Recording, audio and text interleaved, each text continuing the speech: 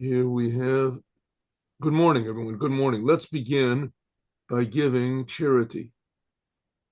Output. Okay, that's a little better. There we go. Charity. Charity.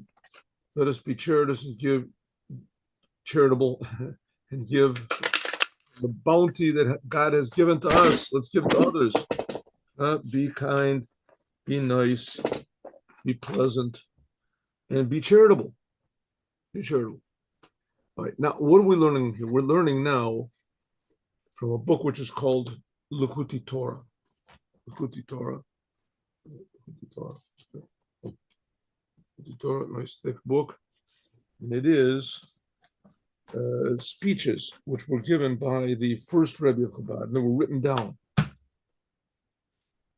And they talk about what is God and what is the Jewish people and what is the Torah and what is the world and how we're supposed to improve the Torah. How we're supposed to improve the world by using the Torah properly. Good. When did this whole business start about the Torah and the Jewish people? And began with when God took the Jews out of Egypt, right? That's the birth of the Jewish people. As we've said hundreds of times before, there's no other group or religion or philosophy or nation or race or even science fiction story that even has a thing like that. There's actually a whole entire group of people today which you really sort of can't define in terms of religion or color of skin or place of birth or place of or origin where they live or their language or something. There's almost no unifying factor between them, and yet they've been holding on for 2,000 years. Jews, a non-religious Jew is a Jew that doesn't come from Israel or from wherever. There's no place where Jew land, where people come from that land, like Ireland. There's Irish people come from Ireland. Mexico, a person, a Mexican, a guy's a Jew. Where does he come from? And it's not a religion, it's not a race, it's not a nationality. And on the other hand, it is all those things, but that's only the expression of it. What is the essence of the Jew? So the essence of the Jew is the soul, the Jewish soul. And the Jewish soul is the Torah tells us what this, I'd say, it identifies what this Jewish soul is. But the essence of a Jew is loving God. That's the essence of a Jew. Every Jew has a love of God. Every Jew. And this love of God can only be expressed through learning the Torah and doing the commandments. That's what a Jew is. When was this whole business born? By Abraham. But it was developed and nurtured and, how do you say, a better word for developed? It was the strengthened and set and personified, whatever, not personified, okay, whatever, personified, why not? Brought into human personality when the Jews were put into Egypt. And the Jews were put into Egypt there, they multiplied, and then they become a huge nation. Before that, they weren't a big nation. They were just a family, the family of Jacob. B'nai Yisrael, Jacob is Yisrael. And they were just a family. And after that, they also were a family. I mean, but it was diversified and rediversified to the point where they got out about 3 million of them. That's a pretty big family. 3 million of them got out of Egypt. And then there was also converts and things that also became part of the family. But that's a big mystery about the Jewish, that's the Jewish soul, which was in non-Jewish bodies, but you just had to do a certain manipulation with the body, and then the soul could be revealed. So that's what the birth of the whole Jewish people and Jewish identity was when the Jews got out of Egypt. That's when it began. And it became clearly defined when the Jews got the Torah. Okay, so now we're talking about what exactly happened when the Jews got out of Egypt. What exactly happened? So one of the main things happened before they got out of Egypt is that they ate matzah. And this matzah revealed in them their essential connection with God. Essential connection with God. What makes them love God? The connection that brings them to love God. It's like if you say, where does your sense of music come from? You're a musician. Where does it go? Where does your sense of beauty come from? Where does it come from? Where does your sense of enjoyment come? I enjoy a good meal. Where's that enjoyment? Where does it come from? Where does it come from? Some mysterious place, but it manifests itself in the world. The same thing. Where does this Jewish feeling come? This love of God. Every Jew has. Sometimes it's not even revealed. Sometimes people don't know that they're.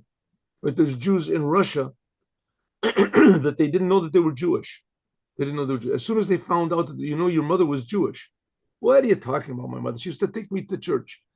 Well, ask her, Mom, are we Jewish? Said, listen, don't tell anybody. But we're not Jewish. But your grandmother, my mother, she was Jewish, but she hid it. She hid it from Hitler. She didn't want anybody to know. And as soon as the person finds out that he's Jewish, right? He takes the cross from around his neck, and he says, "What? I'm a Jew. What does it mean?" Right? You're put on tefillin. There has to be somebody who explains it to him a little bit. I'm a Jew. There's a lot of Jews in Russia. Older Jews, they become circumcised. As soon as they found they were Jews, I'm a Jew. I'm circumcised. The guy wasn't religious. It was nothing. I'm going to be circumcised. He wants to be part of the Jewish people. But you're already a Jew, right? That's the reason I want to be circumcised. I want to reveal it. So going out of Egypt, it was something like circumcision, but it was a little bit different because circumcision is an external thing. When the Jews got out of Egypt, it was internal. They suddenly felt it, and that was mainly by means of matzah. And matzah that revealed in them what's a level which is called chachma. Chachma is, and loosely translated, it's faith. Even more loosely translated, it's life. Everybody is alive. Everybody knows they're alive. Nobody knows what it is. No one knows what life is, where it comes from. So that's what chachma is. But here we're talking about faith in the creator of the universe, the God of Israel, who cares about every detail in the world. So that's by means of this. Therefore, we also have to avoid chametz, because chametz is the most natural thing in the world. It's just bread and water that you left to rise, but it's false. So the same thing, a person, if he doesn't work on himself, a Jew, he doesn't reveal his Judaism, even if you're religious already. Even if you're already religious, and if you're already doing the Torah and the commandments and everything, if you just sort of leave it alone, take it for granted, then it sort of puffs up. You start getting egotistical, you lose your temper once in a while, you get depressed once in a while, and you have a little bit of desires once in a while, and you have, how do you say, you get jealous of people. That's natural, right? You start acting natural. And Jewish people, the essence of Jewish people is to transform the natural, to be holy. So that's chametz, is natural, is the creation without the creator. And Judaism is the creation with the creator. Okay, so let's see, what did we get up to here? We go. Okay. 1 minute, let's get up to here we go.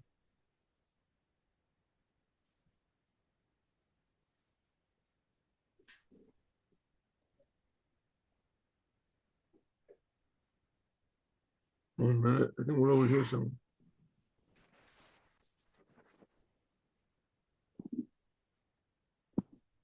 All right. We got up to here. Actually, I think we got up to a little bit further over here or somewhere over here, but here we go.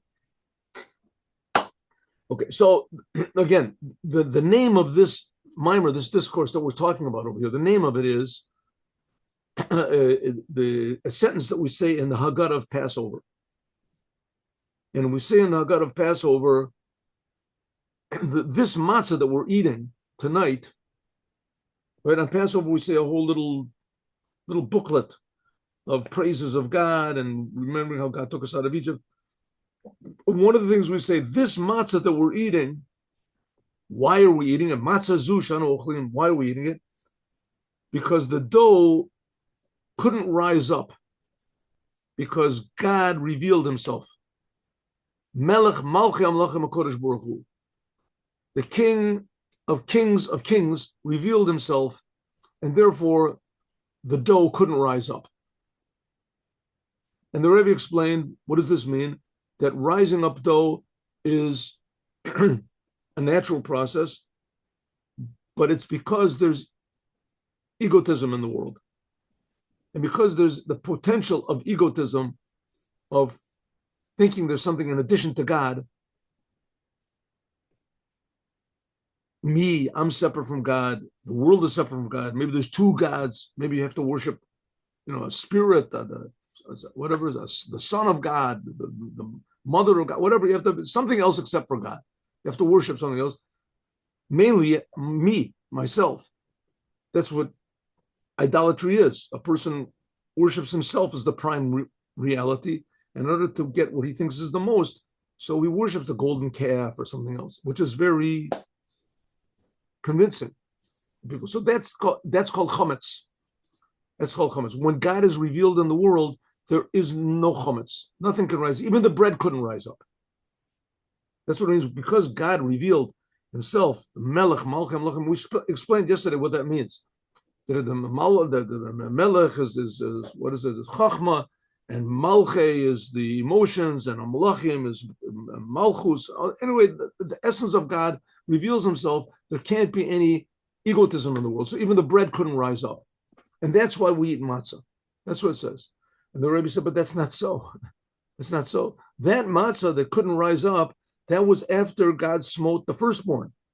That was done at midnight. And the commandment that we're eating matzah, that was the commandment before midnight. The Jews had to eat matzah before the smiting of the firstborn. Before midnight. So what's going on? So the Rebbe said, okay, the fact of the matter is that the matzah that we have now has two things in it. It has this blast of chachma it was a commandment, and that was a commandment from God, and also it has, that's before midnight. We have a commandment. We have to eat matzah, it's a commandment, and also we have this revelation of the King of Kings, which was after midnight. We have both of them inside of it. And it just wants to remind us that we're not eating matzah only because of the matzah that was before midnight, which is a commandment from God. But there's also this amazing revelation of God in the matzah that we're eating now. And we ingest it, we put it inside of us. So that enables us to, digest this oneness of God inside of us. Which you might think this is a crazy thing, but on the other hand, it's not crazy because that's reality. The reality is that all there is God. That's the reality. Yeah, right. God is creating us from nothing. Okay, and that's Passover. We feel that. We're supposed to. We're able to feel it, right? We're sort of like that guy in Russia that he didn't even know he was Jewish. It's the same thing. Passover, there's big revelations happening, but we don't know it. We don't feel it. Okay. But it's happening. That's what the Rebbe is trying to explain to us. That's the idea of a Rebbe. Oh, Shlomo, we can also say, good morning. The teretz, to answer the question that we asked before about matzah that we're eating now, why do we eat it? Because the dough of our forefathers was not able to rise up. And is it not so? This is the question. Was it not so that we were already commanded beforehand, right? 4 days beforehand, they were commanded be'erev tochlu matzos, that on and the evening of Passover you have to eat matzot. Let me make this bigger here. Oh, maybe I overdid it a little bit. Maybe not. Maybe not. Let's see. It's okay.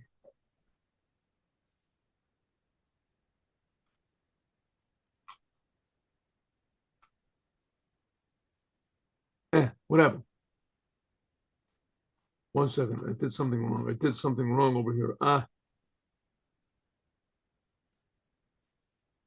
What happened? How did that happen? 1 second. 1 minute. Well, how did that happen? 1 second. I did something. I don't know what I did wrong. 1 second. I thought I was doing pretty good there. What? Us. Isn't that something else? 1 second. Well,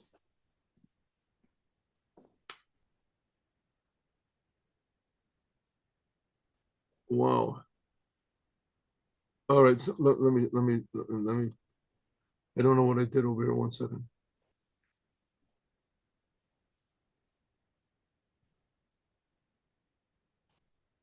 Ah, excuse me. 1 second. Excuse me. I'm sorry. I pressed some sort of a wrong button here. And all right. Now resuming. So it says all of this revelation came, and the destruction of Egypt, and all of the forces of egotism and selfishness and confusion and apparent separateness from reality, from God. It mainly happened Ainu Ayidei Matzah, by means of the matzah. By means of matzah, as all of this was revealed to the Jewish people. All right, let me try to make this bigger one more time. The previous time it did not go so well. There we go. Is drawn down with the Mavor Li. This is what God did for me when he took me out of Egypt inside. Nimsa Shamatzah that came down. Oh, that matzah really was what caused the Jewish people to go out of Egypt. It says that they left Egypt quickly, chipazon. They ran out of Egypt. Why did they run out of Egypt? Because it was against their nature. If it would have been according to their nature, they would have stayed in Egypt. If it wasn't for Moses, they would have never left Egypt. In fact, even when they left Egypt, they wanted to go back. It's just that the matzah brought out inside of them, hey, we're Jews. We're connected to the creator of the universe. We have a purpose in the world. We have to teach the whole world about what God is. We have this purpose, right? And the matzah internalized this, and Moses kept reminding them of it. Moshe kept reminding them of it. But it was it was a big novelty. That's the going out of Egypt, a huge novelty. Now there's one whole race of people that are trying to convince everybody how much God loves them, that he's creating them. And everything is being created for a purpose. That's what's called drawing down Or Abba, the light of Chachma. But the 7 days which come afterwards, after going out of Egypt, it says matzos tochal, it says that matzos yeochel should be eaten all these 7 days. It means that they should consume the 7 days. That's the future generations. That's for us. We have to, but when they left Egypt, they had these big revelations. We don't have those revelations. Avotenu, the first generation, when they got out of Egypt, they didn't need this because automatically there was a big revelation of godliness. And for 7 days, there couldn't be chametz. There couldn't be any chametz. But by us, we have to watch out for it 7 days. Oh, here we go. Here we go. Good, good, good. This is just saying places where you should look to find out more about this topic. 1 minute. 1 minute. Yes. Oh, here we go. Here we go. 1 second.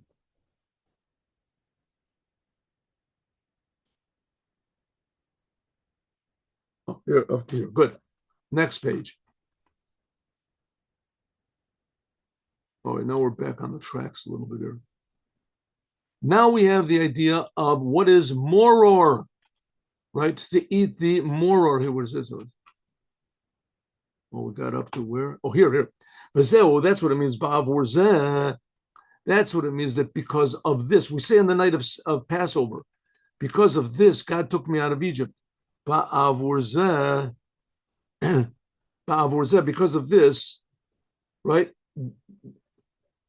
Because of this, God took me out of Egypt. And it says in the Haggadah, this is only said when there is matzah and moror on the table. What's moror got to do with it? What's moror? Moror is bitter herbs, bitter.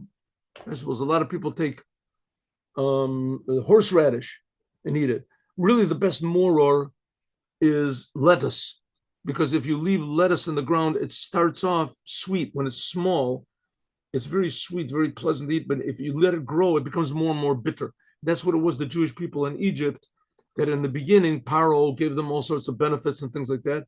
And then when they started working. So he took away the benefits and he made them work more. It got more and more bitter.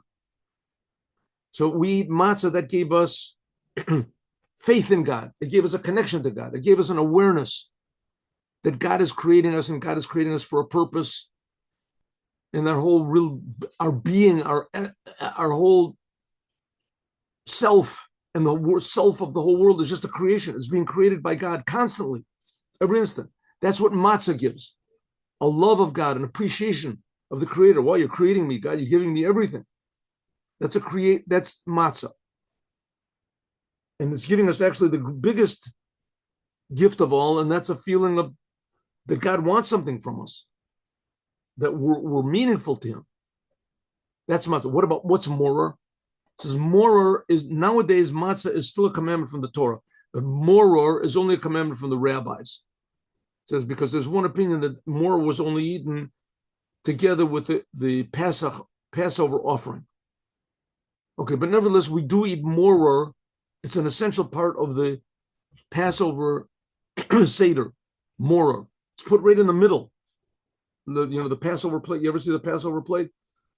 So right in the middle of it, it's like two triangles. There's three things on the top, three things on the bottom, and the middle one, on the top and the middle one on the bottom is moror. There's a bone, and there's an egg, and there's the charosat, and there's the moror, by means of the bitter herbs, hamarirus, that indicates the bitterness of being far away from God. By means of this, Moror, it arouses the 13 attributes of mercy. 13 attributes of mercy. Maybe I can, to put this in normal, regular terms, what we're talking about. What do you mean being bitter about being far from God? What does that mean, bitter, being far from God? A lot of times there's people that their conscience bothers them. Their conscience bothers them. They're trying to, there's all these philosophies and things, the woke and stuff like that. It's a big mistake. Your conscience should not bother you. Just do what you want to, do whatever you want, right? Conscience. But there's people that their conscience bothers them. What does it mean their conscience bothers them? Suddenly, the person thinks to himself, and your conscience can also, like we say, be derailed. But suddenly, a person thinks, in a concentration camp guard, he says, well, I shouldn't be killing people. That's the wrong thing to do. How did I get to this place? How did I get to where I am? Right? How did I get to being so low? Right? People that have become drug addicts and they're willing to do anything for the sake of the drug. Suddenly a person thinks, how did I get to this? It hits rock bottom, they call it. How did I get so far away from being a human being? How could I get so far away from doing what's right? How could I? Bitter. It's called bitterness. You're bitter because you feel suddenly you're far away from the truth. Far away from the truth. Like I said, this can be derailed. There's a lot of religions that say, if you don't do exactly according to our book, then you're going to burn in hell. You should feel bad. So that's, how do you say, perverted conscience, right? In communist Russia, if you didn't turn your parents in, if they had money under the pillow or something, you didn't turn them in. So you felt your conscience bothered you. I'm doing against. Okay, it can be derailed. But the fact of the matter is there is such a thing as truth, and a person feeling far away from the truth, he feels bitter. He feels bitter. And that's like there's a more cold dodi. Hine zeb. Okay. Ayin look in another place, telling us places to look for this. It says, okay. Namely, this is.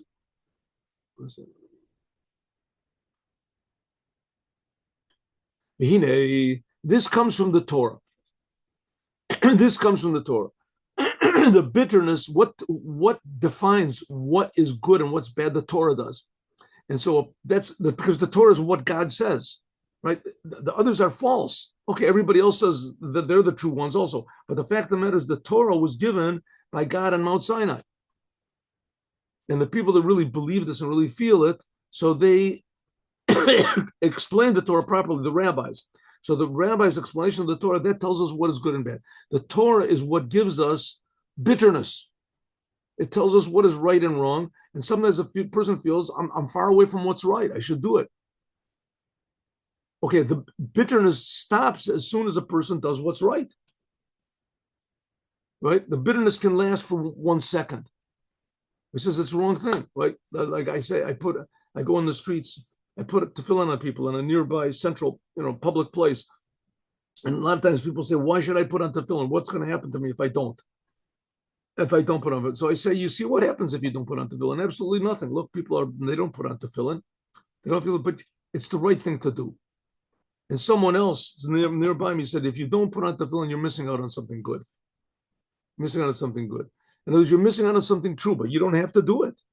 If you don't, then you don't get any punishment for it, right? You don't. You see, but you're missing out on something good. That's the point. And you miss out on something good, something true. You miss out on something true, you should be bitter. Why? Why don't I do that? Why don't I do something good? It's me. I should do it. The Torah is called Novlos Chachma. The Torah is called like the drippings of God's life, Shalamayla from above. But in the future, Giloi Panim is the Torah. There'll be revealing of the essence of the Torah, the essence of Torah. That's what it refers to. There's going to be a new Torah. It means that there'll be the true meaning of the true, secrets of the Torah. It says in the Song of Songs, it says now we're just learning the Torah is God's speech. In the future, it's going to be God's kissing. We'll feel every word of the Torah, God is kissing us. But Alzeh on this is, it says, Barabot and Midrash Rabbos, and in the future, everyone is going to say, he is going to say, Zeh. This is God. Everyone's going to say God. It's going to be revealed. Everyone will feel what God is. What does it say? There's a sentence. Hine Elokeinu Zeh. Behold, this is our God. Zeh Havayeh. This is God. Kavinula. We waited for him. 2 times Zeh. Hainu by means of Shid Gala, that will be revealed also the inside of Abba. That's this thing of Moror. Matzah reveals the outside faith, and Moror shows us there's the real truth, that we feel bitter if we're not, it's accessible to us. We should be longing for it. That's the idea of Mashiach. Like it says in Rabbi Moshe, Zechut, etc., and etc., etc. But nevertheless, this revelation is drawn down by us doing it right now because of Zeh, the commandments we do right now, only when there is matzah and moror in front of us. Namely, we have to do the commandments now. We don't feel it. We don't feel the external essence of God or the internal essence of God, but we're still supposed to do what God says, even though we don't feel it. To do it, then it's relevant choosing. Nowadays, our free choice is really the main thing. In the future, when there's the revelation of God, there'll still be free choice, but it'll be obvious what we should choose. It'll be obvious what we should choose. We'll feel that God is so real, God is so good, God is creating us, God cares about us. It'll be obvious what the choice is. We'll have free choice. A free choice will be used to serve God more and more and more. Have more love and more awe and more appreciation of God. But now the choice, the power of free choice is like really, essential. Like it says, look, I've put in front of you life and good and death and bad. And you should choose life. That's the Moror. In other words, to say the physical world alone without any godliness in it is called death, like a human body, right? A human body is very amazing. It's incredible, right? But without a soul in it, it's dead. A dead body and a living body is exactly the same body. It's got the same number of nerves and corpuscles and limbs and organs, exactly the same thing, but it's dead. So the same thing with the physical world. If you don't feel the godliness inside of it, that's called dead, and it's called bad. Shehu kalo v'havsed, because the world is here today and gone tomorrow. And the spiritual, that's called life. The soul never dies, like it says in another Hazinu, etc. So there has to be. That's the idea of Passover. In Passover, we went from death to life. We went from Egypt, which was death. That's Moror and Mariros, the bitterness. We have to have bitterness, mimash and nimshach achrei gashmis, from the fact that we're drawn after Death, we're drawn after the physical world. We're drawn after the physical world. The physical world without godliness is called death, and people like that. This is only relevant now, but in the future, it's going to say, there won't be any more death in the world. The physical world won't hide over us. That's what it means. God will wipe away all tears. The word for tears, is the numerical value of 120. That's 120 different permutations of the name of God, Elohim. Elohim is the aspect of God, Elohim, that hides over God, plural, nature. That from them comes all this concealment of God, but it will be, then Hashem will be for me, for Elohim. We'll see the Creator in the creation. Like it says, God, it says, will take the sun out of its sheath in the future. Therefore, then, Ein Shayach is not relevant. Moror. There won't be any more bitterness. Bitterness is on the fact that God has concealed himself. Concealing of God, that's called death. Because if you think about it, it really doesn't make any sense. I mean, God is creating everything from nothing. So really, there's nothing except for God. God is pure life. God is pure life. God is eternal reality. And if God is creating everything, how can there be death? How can anything die? So that's a big question. That's a really big question.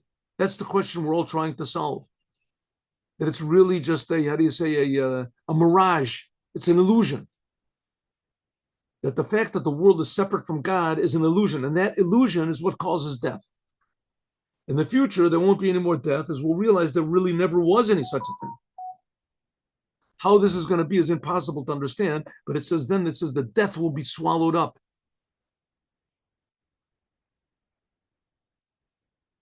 Moror, by the way, is the numerical value of death. Moror is mem resh resh. Resh is 200. So it's mem is 40. Resh resh is 400. And death is the same thing. Mem is 40 and Tough is 400. That's also the level. So in the future, there won't have to be any more death. There won't be any confusion. That's going out of Egypt. The Cain Bechin is matzah, and also the same thing as matzah, which matcha we have to watch out for Chamatz. Chamatz is also the same thing like death.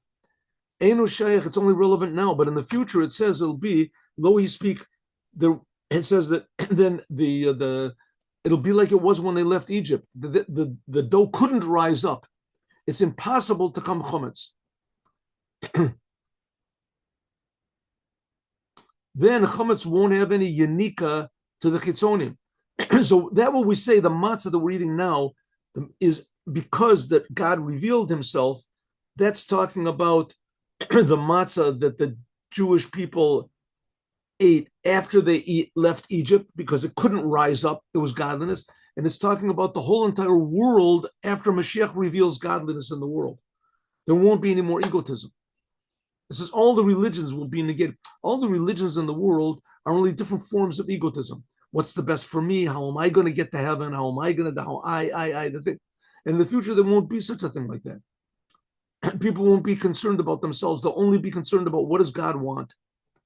There won't be any more chametz. There won't be moror, and there won't be any more chametz. Any physicality or gasos or how do you say selfishness of klippa. Ella, but it'll be like vayigba libo b'darkei Hashem. There'll be a person says there'll be how do you say selfishness, self. You want to call it selfishness to serve God. And it was all of myself will be to serve God, like in an orchestra. You have orchestra. Every instrument plays something different, and it plays to its best ability, but it's in harmony. It doesn't think about himself. The person's not thinking about I'm going to play what I want. I'm going to play with this composer. That's what the future is going to be. If that's the health, like when does the heart work? The heart does something unusual that none of the other organs in the body do. It works when it works in harmony with everything else. That's called harmony. It's special. That's what's going to be every human being in the world. And there's going to be who knows how many more people in the world, right? There's only a small fraction of how many people are supposed to be in the world are in the world right now. The world has enough, God has enough to provide for everybody.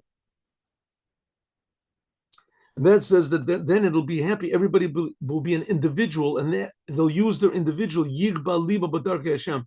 That my heart will be elevated. Will be, how do you say? Want to call it egotistical, selfish. My uniqueness will be only to serve God. I'll use all of my uniqueness, but I'll feel that I'm different.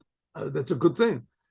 Just like the korban toda and the sacrifices in the Holy Temple, there was the Thanksgiving offering.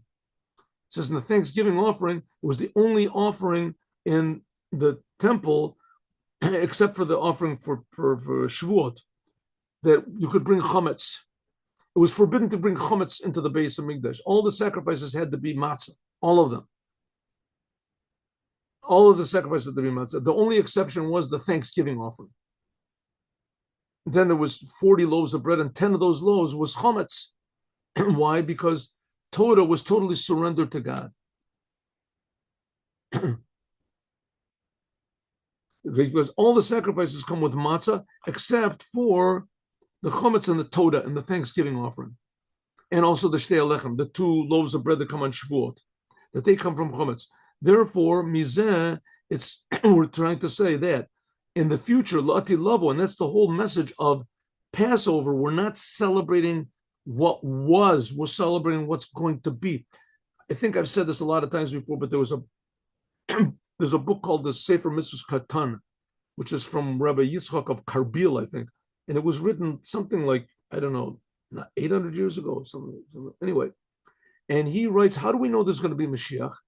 Where does it say in the Torah there's going to be Mashiach? In the 5 books of Moses, where does it say? It says the first of the 10 commandments, I am God that took you out of Egypt. Now we know that God took the Jews out of Egypt. We know he did it by means of Moses. He didn't do it himself. God argued with Moses for 7 days at the burning bush. Moses had to do it. Why didn't God do it on his own? He wanted Moses to. We talked about that in the Bar Malchut. Wanted Moses to do it on his own. Wanted Moses to do it with him. So it says the same exact thing is going to be in the future. When Mashiach comes, I am God that took you out of Egypt, it'll be by means of a person, Mashiach. And the Mashiach will be somebody just like King David, just like Moses. He'll bring everyone close to the Torah. And he'll how do you say, especially enliven the Jewish people, that the Jewish people really start doing their job. But the main thing is that we're celebrating Passover now, not just what happened. It's like the first of the 10 commandments. I am God that took you out of Egypt. It's talking about the future. What happened back then when we left Egypt? 3,000, how many? No, 2,400 and, 48?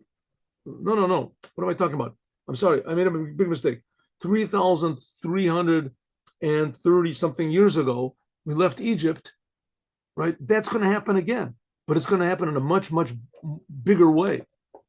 It's much going to happen. It says there won't be, the world will start to become more and more pure till there won't be any more death because of the tremendous revelation of God. Then there won't be any more chametz. And that's what we're celebrating now. The matzah we're eating now is because God revealed himself. That's what's going to be in the future. That's the first of the 10 commandments. That also they could eat chametz back then. The holiday of Shavuot is when we received that's what we say, ba'avur zeh, because of this, namely because of the matzah that we eat nowadays, when there's matzah and moror, namely that we are in this world.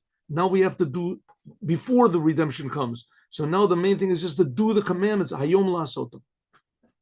Then we can draw down this level of godliness by means of doing the commandments. We don't feel the revelation, but it's there. This is a revelation of Or Ein Sof, God himself, that surrounds all the worlds. The kamedah in front of God, up and down are equal. Spiritual, physical are the same. The creator, he's creating the spiritual. Again, like we said, all the religions in the world are spiritual. And we're waiting for God, the creator of the spiritual. Shalom, I need Shalom, my grandson.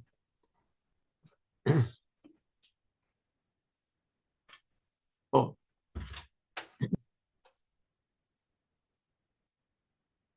Therefore, it's called the heavens. Before God reveals himself, it says the heavens and the earth I fill. But in the future, it says there won't be. Okay. One second. That's right.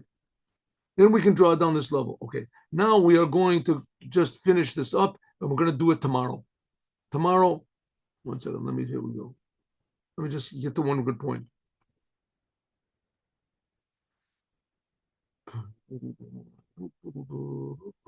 Okay. This way. So we got it. All right. Good. So this is what we got up to. Good. So we finished. What have we explained? What did we explain today? We explained today that the matzah and the moror that we are eating, it reveals aspects of godliness that maybe we don't feel it, but it's happening. When will we feel it? When God decides to reveal himself again, like he did when we left Egypt. And then when we left Egypt, there couldn't be any more chametz. There couldn't be chametz for those 7 days. That's what we're saying. This matzah that we're eating now is because the God, the King of Kings, revealed himself, his essence, and there couldn't be any chametz. There couldn't be any more elevation. There couldn't be any more death. There was no confusion. There was pure godliness revealed in the world. So that's going to be revealed in a permanent way any second now. And that's what we're celebrating. We're eating on the light night of Passover. Not just what was, but what was is the beginning of what we're waiting for in the future. That's the first of the 10 commandments. I am God that took you out of Egypt. That I am God is what's going to be revealed in a big way in the future redemption. Okay, now,